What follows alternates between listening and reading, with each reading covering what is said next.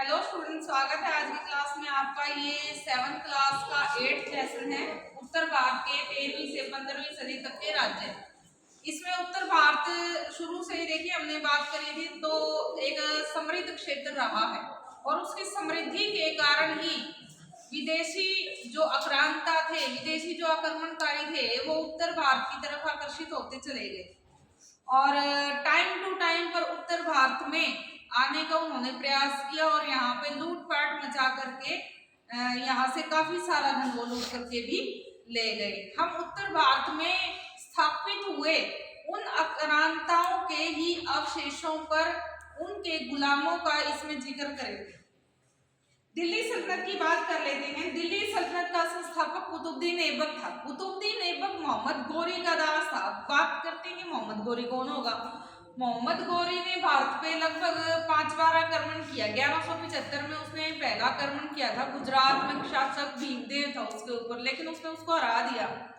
फिर वो बाद में पंजाब पर उसने आक्रमण किया। उसके बाद फिर 1191 में उसने तराइन का पहला युद्ध लड़ा, जिसमें पृथ्वीराज चौहान, पृथ्वीराज तृतीय भी उसको कहते हैं, पृथ्वीराज तृतीय थे, उनके साथ उसने लड़ाई लड़ी और 1191 के इस प्रथम तराइन के युद्ध में उसको मुक्की खानी पड़ी।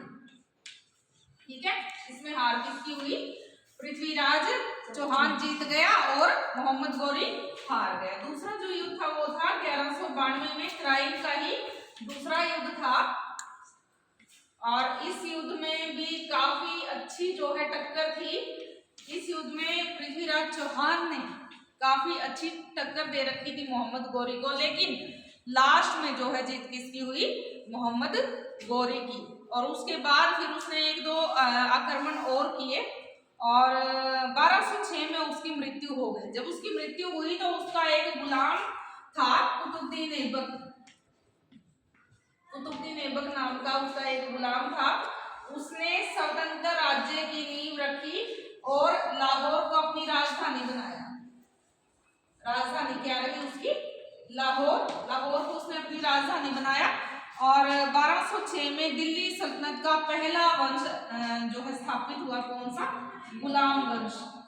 इस वंश को गुलाम वंश क्यों कहते हैं? क्योंकि इसके जो शासक थे सभी के सभी किसी न किसी रूप में किसी न किसी के गुलाम रहे थे, इसीलिए इस वंश को गुलाम वंश कहते हैं। और इस वंश को इल्बरी वंश भी कहते हैं। इल्बरी वंश क्यों कहते हैं? क्योंकि अपने आप को इल्बरी तुर्क कहते थे, इसलिए इस वंश को इल्बरी वंश भी कहते हैं। दिल्ली सल्तनत का ये पहला वंश था, गुलाम वंश पहला वंश था इसका, दिल्ली सल्तनत का। और इसके शासकों ने 1206 से लेकर के 1290 तक राज किया। इसमें महत्वपूर्ण शासक एक तो पहला ही हो गया, ये जो 4 साल ही इसने राज किया था कुतुबुद्दीन ऐबक ने। 1206 से लेकर के 1210 तक इसने राज किया था। 4 साल तक की जो है ये राज कर पाया। 1210 में इसकी मृत्यु हो गई। उसके बाद जो है इसका दामाद इल्तुतमिश राजा बना। उसने 1210 से 1236 तक राज किया। फिर उसके बाद जो है इल्तुतमिश की बेटी, क्योंकि इल्तुतमिश के बेटे इतने अच्छे नहीं थे कि वो शासक बन पाए, इतने अच्छे योद्धा नहीं थे, तो इसीलिए उसने जो है अपने जीवन काल में ही अपनी बेटी को कह दिया था, भाई मेरे बाद ये जो है मुख्य राजा आपकी होगी या मुख्य प्रशासिका होगी। तो उसके बाद रजिया सुल्तान ने राज किया था। 1236 से जो है 1240 तक वो राज किया था रजिया सुल्तान ने। ये पहली महिला मुस्लिम शासिका थी। ठीक है, पहली महिला मुस्लिम शासिका कौन हुई है? रजिया सुल्तान हुई है। और फिर उसके बाद जो है और शासक आते गए गुलाम वंश के, और 1290 में गुलाम वंश का अंत हो गया, गुलाम वंश खत्म हो गया। उसके बाद एक नया वंश आया, खिलजी वंश। खिलजी वंश आया। खिलजी वंश के शासकों ने राज किया कब से कब तक? 1290 से 1320 तक। ये दिल्ली सल्तनत का दूसरा वंश था। ठीक है, तीसरा वंश आया तुगलक वंश।